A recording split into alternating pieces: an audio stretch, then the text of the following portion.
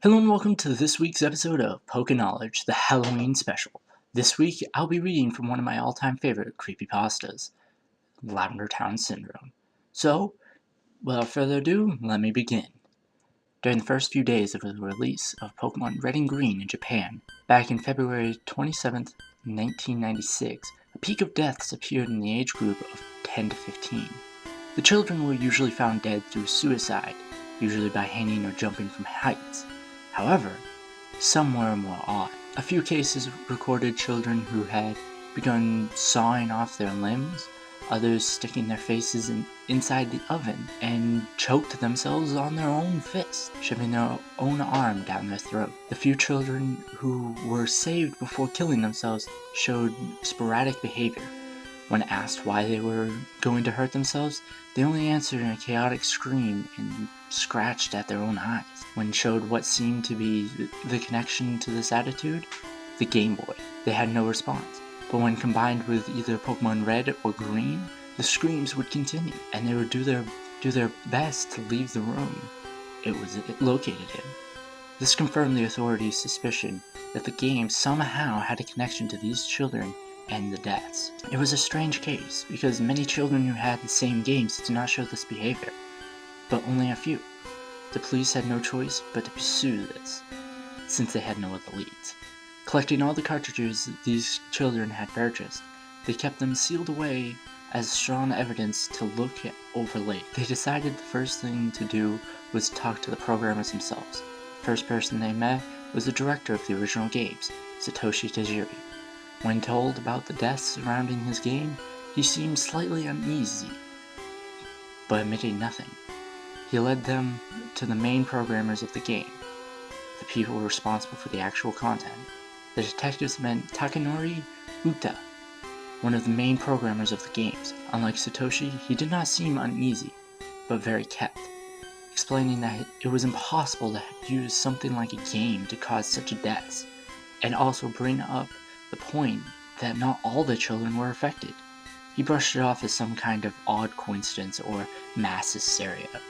It seemed like he was hiding something, but he wasn't giving way.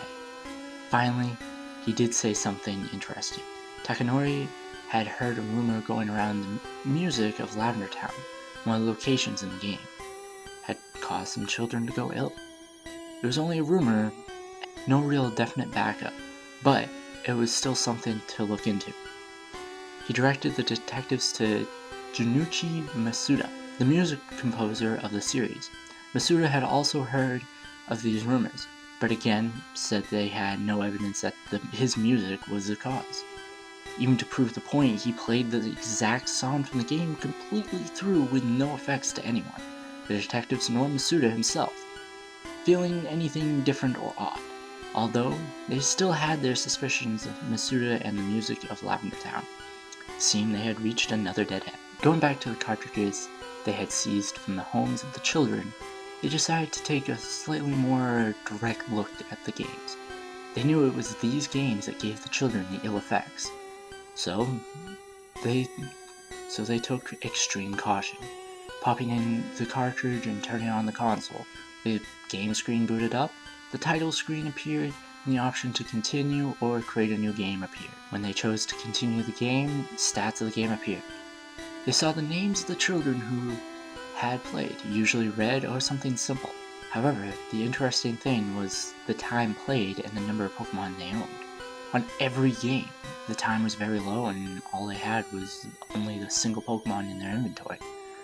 They came to the stunning reality that it could not have been the music from Lavender Town that had caused such ill effects on the children, since it was impossible to reach that part of the game in such a small amount of time and with only one Pokemon in their inventory. This brought them to the conclusion that something early on in the game had caused the effects. If it wasn't the music nor the title screen, it had to be something within the first few minutes of the game itself. They had no choice but to turn off the game and go back to the programmers, asking for a list of all the programmers from Takanori. They found surprisingly that one of the programmers had committed suicide shortly after the game was released. His name was Chiro Miura, a very obscure programmer who had provided very little to the game. Even more interesting, He had requested his name did not appear in the credits of the game, and so it was not. Looking over the evidence that found at Chihiro's apartment, they found many notes written in bold marker. Most of it was crumbled or marked out, making it very difficult to read. The few words they could find in the mess was, "Do not enter, watch out, and come follow me," in bold. The detectives were unsure what this meant, but they knew they had to have a connection. Further searching, they discovered Chihiro was good friends with one of the map designers, Kohiji Nishino, and this was probably the only reason Chihiro was given a part in making the game. Kohiji Nishino, since the release of the game, had locked himself in his apartment, barely leaving in the dark of night to fetch anything he might need. He told his friends and family he was mourning for his dear friend Chihiro, but they didn't believe this, since Nishino had locked himself up the day the game was put in the stores, and a few days before Chihiro had killed himself. It was troubling, but the authorities finally persuaded Nishino to sit down and speak with them. He looked as if he hadn't slept in days. Dark rings under his eyes, he stunk, his nails had grown black, and his hair was greasy, sticking to his forehead and neck. He spoke in stutters and murmurs, but at least he had something to say. When asked if he knew anything about the children who had died after exposure of the game, and if it had any connection to the game, he answered them seemingly careful, choosing his words thoughtfully before answering. He told them that his friend Chihiro had an interesting idea with the game, something he had wanted to try since he heard the project was starting. Nishino himself knew Takanori, the director and main programmer, for a long time, so he could easily get a mediocre programmer in on the project with little persuasion. It seemed Chihiro had convinced Nishino to get him in on the project, and it had worked. The detectives knew they were on something. This unknown, obscure programmer, Chihiro, had to have something to do with it. Something. They asked what Chihiro's idea was, why he wanted so badly to have part in making this children's game. Nishino told them that Chihiro never told him much about it, other than a few details every now and then. He wanted to insert a special Pokemon in the game, one completely different from all the others. It would serve as an extra, a kind of out-of-the-place thrill for the player. It wasn't, however, missing it. It couldn't be. With the gameplay time recorded on the cartridges, it was impossible for the children to have time to meet that Pokemon.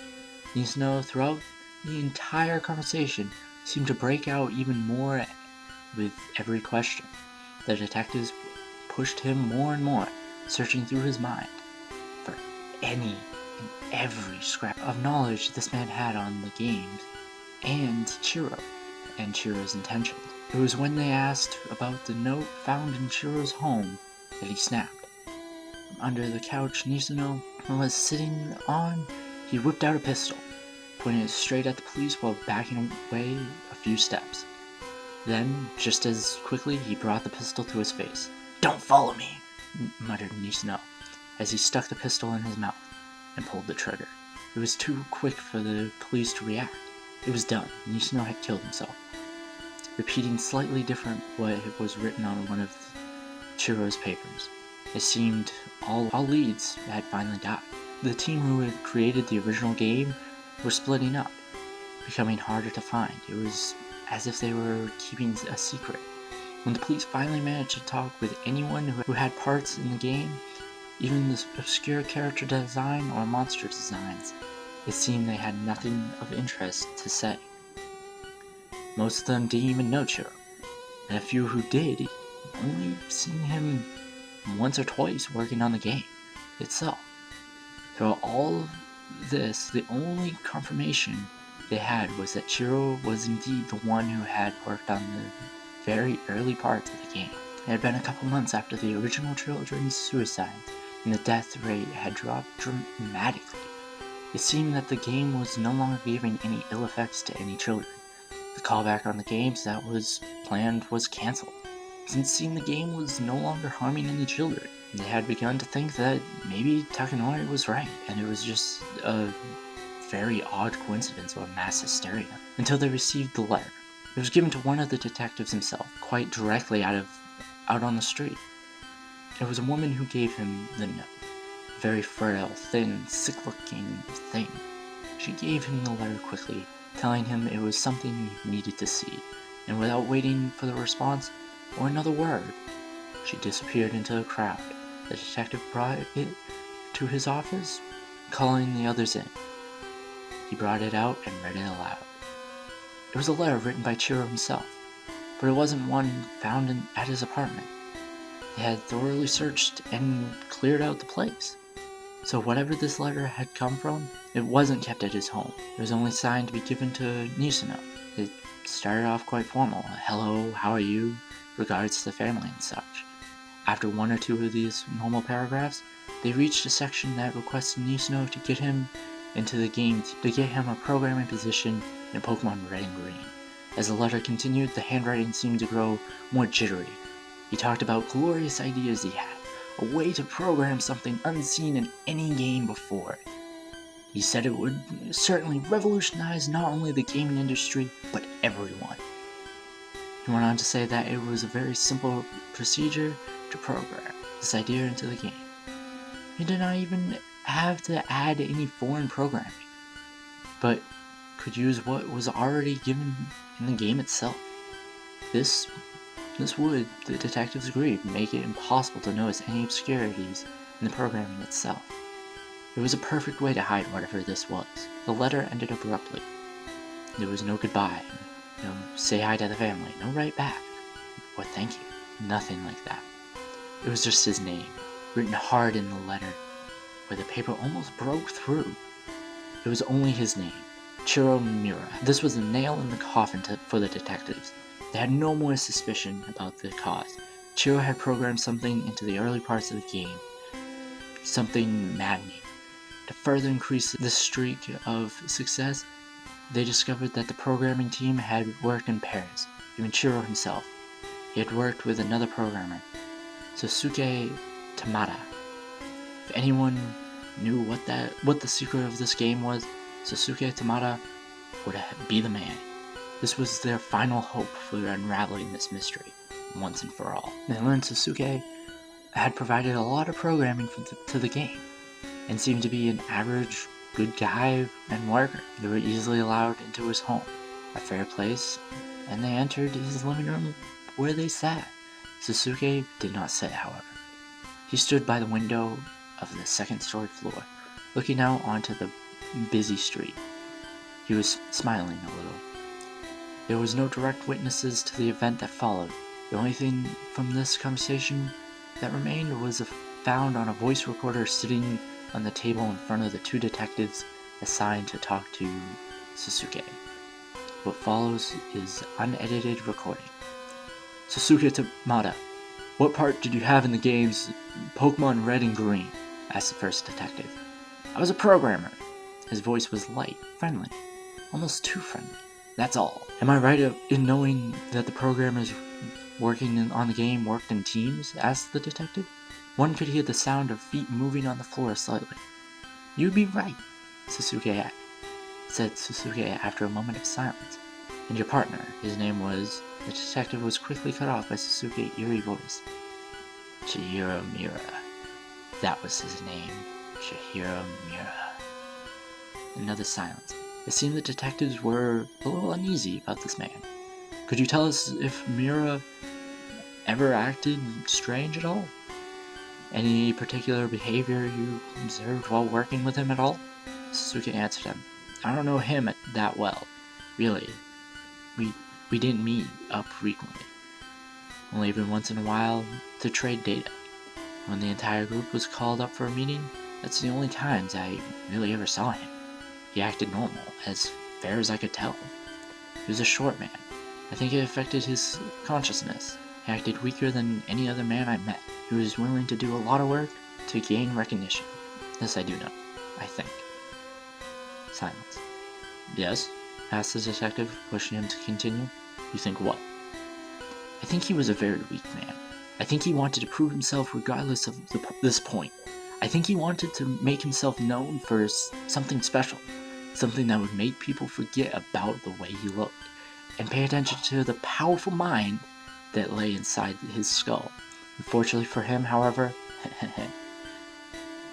he didn't have much of a mind to back up that reasoning. "Why do you say that?" asked the second detective. "Well, it's a simple truth," answered Sasuke quickly. His feet could be heard moving across the tiled floor. He was nothing special, even if you wanted to believe so. You can't become greatness, even if you believe it. It's impossible. Somehow, I think Chiro knew this himself. Somewhere deep in there, he knew it. The detectives were silent again. Not sure how to steer the conversation, after a moment they continued. "Can you tell us what Chiro's part of the game was? What did he work on exactly?" Sasuke answered more quickly than before. "Nothing. I mean nothing important. He worked on some obscure parts of the beginning of the game." A pause, then a little more information. "It was Oak's part, to be exact. He worked on some of Oak's parts. When he's seen first use it." "What else?" pushed the police.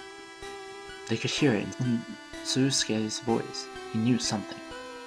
"We know you know about the children and the deaths. We know it was Chiro who did it. He programmed something in the game." "What are you implying?" asked Sasuke. It sounded like he was trying to maintain his voice.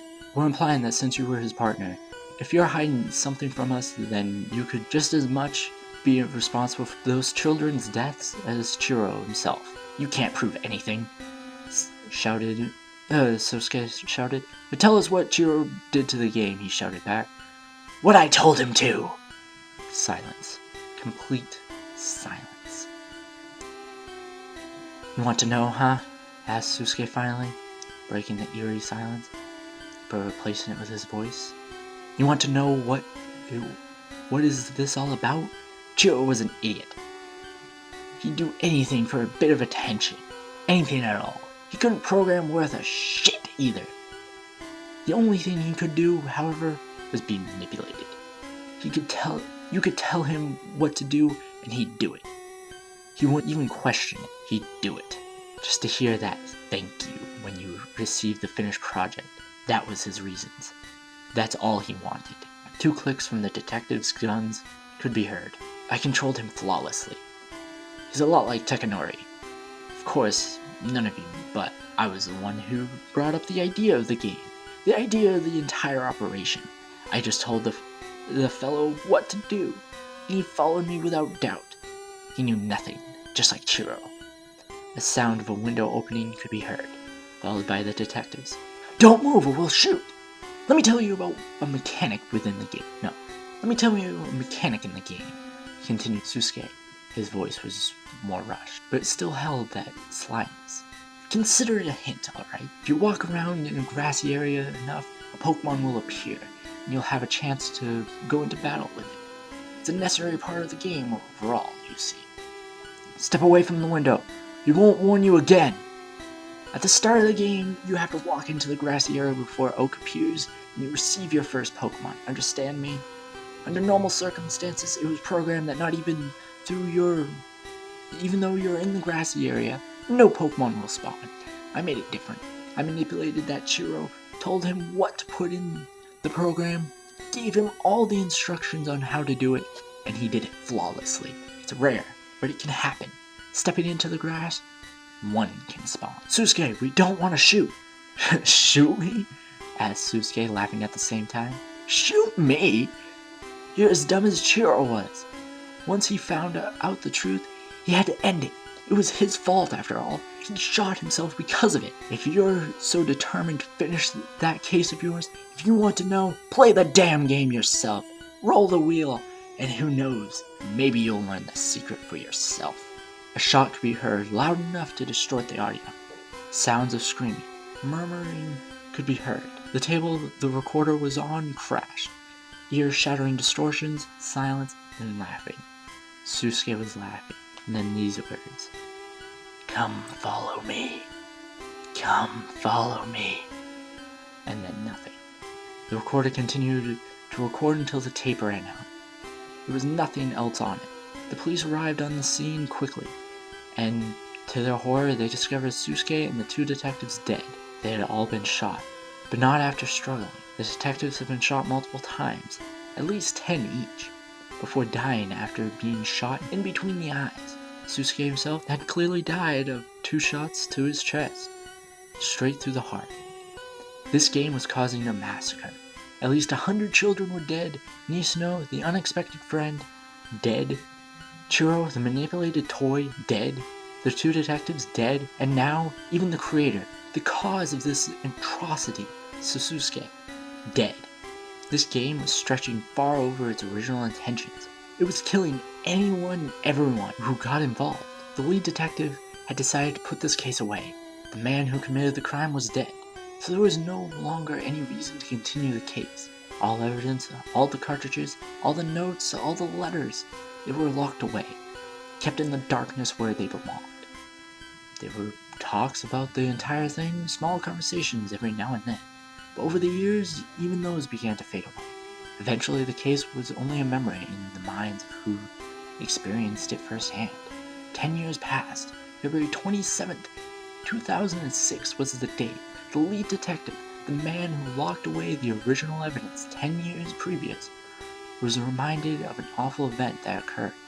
Although he was no longer in the force, he had still had access to the files and was helped when he could. The reminder of the event caused him to look back, to open the sealed container that held all the evidence collected. He read through the letters and the notes. He remembered the woman who had appeared to him on the street that one day and handed him the letter.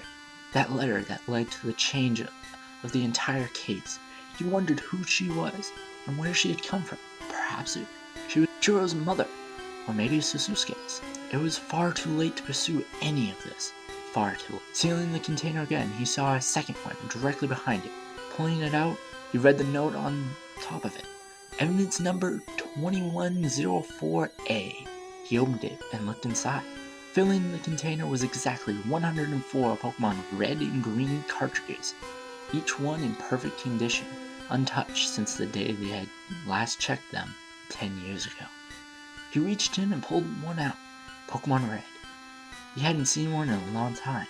He didn't know what he thought next, but he reached into his desk and pulled out an old Game Boy. He received it long ago, but it still worked. It was his son's, but he had died a few years ago. His wife was gone too. That was then, though. Popping in the cartridge in the back of the Game Boy, he turned on the system. The title screen, then the option to continue or start a new game. Tanaka. That was the child's name. The one who played it first. He was probably dead, along with all the others. He pressed new game and started a new game. It was normal, average. He walked around, talked to his mother, went outside. He started walking towards the grass. In his head, Sasuke's voice, even though he was not there. Even though he had never seen the man in his life, he could still see him, hear him. Come follow me. He was getting closer and closer, only a step or two away. Roll the wheel and who knows, maybe you'll learn the secret yourself. He entered the grass. The screen did nothing at first, nothing at all. It just sat there. So did the detective, completely frozen, as if time had stopped just for them. The screen went black and then it lit up again. The iconic green background and black text appeared. The lead detective's weary eyes grew wide. He couldn't help but read out what was in front of him. Come follow me. Come follow me. Come follow me. I miss you, Dad.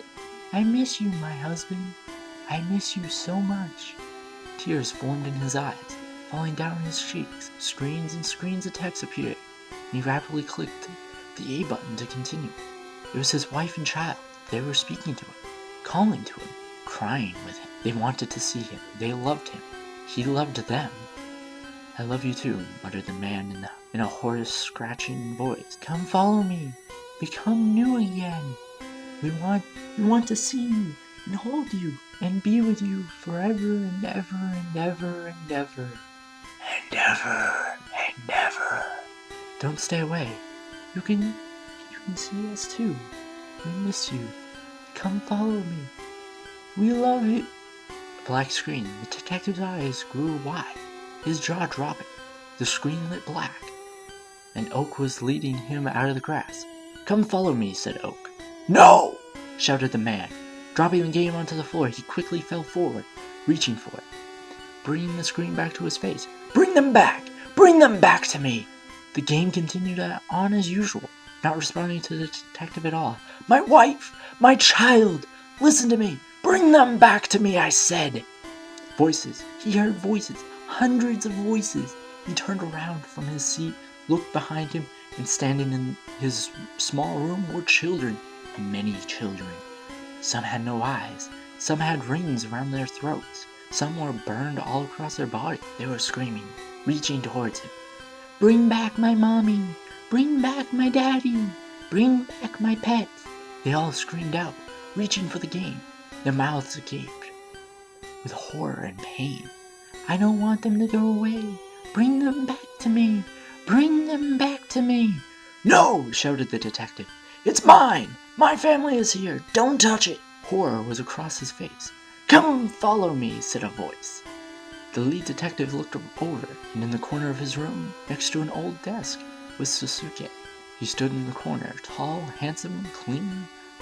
A smile was on his face, stretching wide across it. Come follow me. The lead detective jumped up, stepping back, trying to force away from the children crawling towards him, reaching out for the game held tightly within his hands. What's going on? What's going on? Where is my family? Sasuke smiled generously. I'll show you. I'll help you get away from them, you see. Just follow me. Sasuke reached down, opened a drawer on the old desk. The lead detective, pushing through the crowd of children, trying to get away, looked inside. Sitting there, covered with dust, was an old gun from when he was on the force.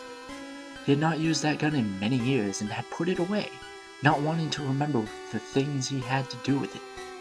But right now, he didn't see it as something that caused pain or that killed. It was shining. It was a light. It was something that could set him free. Just follow me. Sasuke, picking up the gun and putting it in the lead detective's hand. He formed his hand to the gun, then brought it up to his temple. Just pull the trigger, that is all. The lead detective turned around. The children were crawling out at him, grabbing his legs and pulling at him. They reached for the game. He turned back towards Sasuke and smiled. My family. I'll follow you. But pulling the trigger, bang! His brain spread over the wall as he fell to the ground, dead. It was a few days before his body was discovered. It laying on the floor, blood everywhere. In one hand held an empty gun. In the other was a classic Game Boy with Pokemon Red on the back. The battery had long died, and only an empty black screen was left. This was the final murder that the remaining authorities would allow. The last detective who ever had a part of this case personally carried all 140 cartridges away and burned them all, making sure not a single one survived. They would taunt no more. However, this is not the end of the story. The code was said to have survived. It was even passed on to other language versions of the game. If you have an old Pokemon game, you can place the cartridge in the back of the classic Game Boy, turn it on, and roll the wheel. Who knows? Maybe you'll learn the secret for yourself. So, that is it. Lavender Town Syndrome. Tell me what you guys think of this. In my opinion, as I've said a few times now, this is one of my all-time favorite creepypastas. Tell me what your favorite creepypasta is in the comment section down below. And thank you for watching, guys. This is Bisharp, signing out.